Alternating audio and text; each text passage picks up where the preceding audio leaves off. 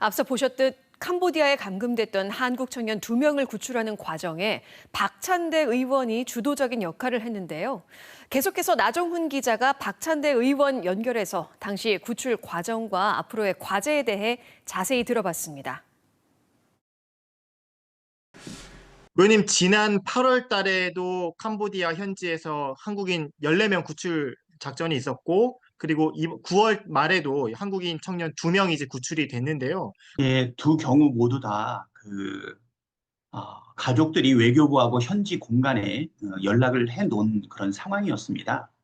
그럼에도 불구하고 가족들 입장에 절박한 마음으로는 진행이 좀 더디되는 것 아닌가라고 하는 염려가 있게 되었고요. 그래서 외교부와 현지 공간, 그다음에 정보 당국 이곳에 알려가지고 신속한 구출이 이루어질 수 있게끔 요청하게 되었고, 그리고 이러한 부분들이 각 기관 장들한테도 보고되게 하고 사후 관리 어떻게 처리되는지 우리한테 보고해달라 요청하는 과정 속에서 기관 간의 공조가 잘 이루어져서 3일 만에 구출되는 경우가 발생을 했습니다. 특히 9월 달에 두 번째 사례의 경우에는 14명이 구조됐다라고 하는 보도상의 내용을 보고 그 어머니 되시는 분이 우리 의원실에 다시 연락을 하게 되었고요. 비슷한 절차를 통해 가지고서 다시 구조하게 되었는데, 우리 의원실의 역할은 실질적으로 각각의 기관들을 이렇게 연결해주는 역할을 해준 것 아닌가. 컨트롤 타워가 실제로 존재하지 않았기 때문에 임시적으로 협조를 요청하고 촉진하는 역할을 진행을 했던 거고요.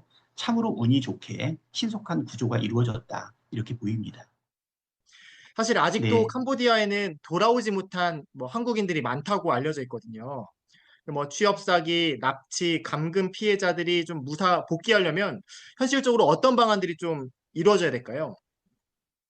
두 번의 사례의 경우에도 기지를 발휘한 그 피해자들, 납치 피해를 입었던 사람들이 자기의 위치를 알리는 노력이 있었기 때문에 신속한 구조가 가능했었는데요. 지금 보고되어 있는 건만 해도 330건이라고 이야기를 하고 있는데, 이런 것들이 이루어지기 전에는 좀 더 상설 컨트롤 타워로 제도화가 좀 꼭 필요하지 않나, 이런 생각이 들었어요. 먼저 코리안 데스크의 상시 운영이 꼭 필요하다, 이렇게 생각이 됩니다. 두 번째는 공간의 인력과 장비를 보강해야 되는데요. 특히 캄보디아 주재 영사 인력이 1명에서 최근에 3명으로 늘어나기는 했지만 감당은 어렵다. 그래서 인력과 예산은 반드시 확보돼야 된다, 이렇게 생각이 되고요. 그리고 피해자와 가족을 이어지는 메신저 역할을 담당 영사가 적극적으로 수행해 주셔야 된다, 이렇게 생각되고요. 또 치안 시스템이 우리나라와 그 현지에 차이가 있다 보니까 현지 경찰의 비협조적인 태도 개선을 위해서 양국 간의 실질적인 수사 공조 매뉴얼이 이루어져야 되는 것 아닌가 생각이 됩니다. 제일 중요한 것은 재외 국민 보호는 이제 사건이 난 후에 협조가 아니라 위험을 감지하고 먼저 능동적으로 움직이는 시스템이 돼야 되지 않나 생각을 하고요. 그것이 국가가 국민의 생명을 지키는 최소한의 책임이라고 이렇게 생각됩니다. 네, 그런 차원에서 아마도 이번에 의원님께서 영사주력법 개정안을 좀 발의하셨잖아요. 이 내용 좀 설명해 주시겠어요? 기존의 영사조력법은 신고 이후의 대응에 초점을 맞추고 있는데요.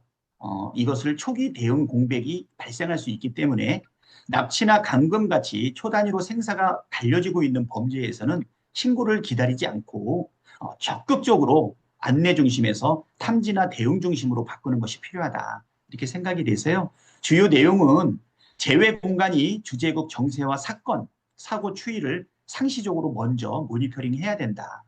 그리고 신고가 없더라도 실종이 의심되면 즉시 조치할 수 있도록 하는 법적 근거를 만들어야 될 거고요. 그리고 또 한편으로는 재외국민보호위원회가 인력 예산 현황을 평가하고 그 결과를 편성에 반영할 수 있도록 해서 보호 역량을 형식이 아닌 실질로 작동하게 해야 된다, 이렇게 생각이 됩니다. 마지막으로 각각의 기관이 따로 절차를 밟는 동안에 시간이 많이 흘러가는데요. 국가가 제도적으로 붙잡겠다는 취지, 그리고 피해자의 개인적 용기나 우연이 아니라 우리 국가의 시스템이 국민의 생명을 지키는 구조로 만들어야 한다. 이번에 대통령께서도 엄정 대응을 좀 지시하셨고 오늘도 뉴스를 보니까 특위가 출범한 것 같더라고요. 지금 국민의 생명과 안전을 지키는 것이 국가의 제일 가는 책무 아니겠습니까? 사실 이번 사건은 저희 의원실의 작은 대응으로 시작을 해서 어떻게 보면 천운으로 두 번의 사례를 통해서 16명의 우리 국민들을 구해냈지만 앞으로는 국가가, 당이, 정부가, 국회가 함께 움직이는 국가적 대응 체제로 좀 발전시켜야 되지 않나 생각이 되고요. 이재명 대통령께서 총력 대응을 지시했고 우리 당의 정청래 대표도 제도화 선언을 했기 때문에 이제 국가 시스템이 작동하기 시작하고 있다. 이렇게 생각이 됩니다. 아직도 가족의 품으로 돌아오지 못하는 분들이 계신데요. 우리 가족분들께서는 희망을 놓지 마시고 모든 분들이 가족 곁에 돌아올 수 있게 되기를 간절히 바라면서 우리 국회에서도 반드시 이 아픔을 제도와 책임으로 바꾸겠다. 이렇게 말씀드리겠습니다. 네, 바쁜 국정감사 일정 중에서도 이렇게 인터뷰에 응해 주셔서 감사드리고요. 앞으로도 활약을 좀 기대하겠습니다. 감사합니다.